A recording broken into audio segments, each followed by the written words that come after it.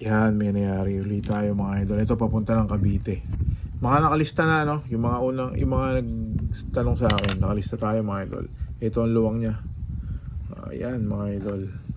Medyo mas maluwang siya kaysa sa ginagawa ko regular na pitak. Maluwag ng konti. Ayan.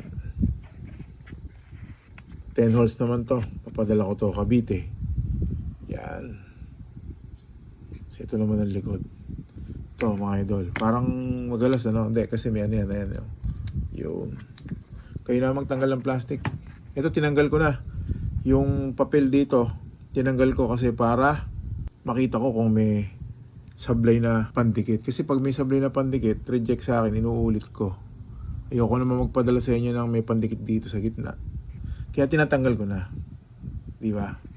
Yun, ayos mga idol. Sa mga magpapagawa, medyo matagal lang talaga. Kasi mabagal lang tayong humipo. Pero magagawa natin. Basta kaya magtiis, pwede.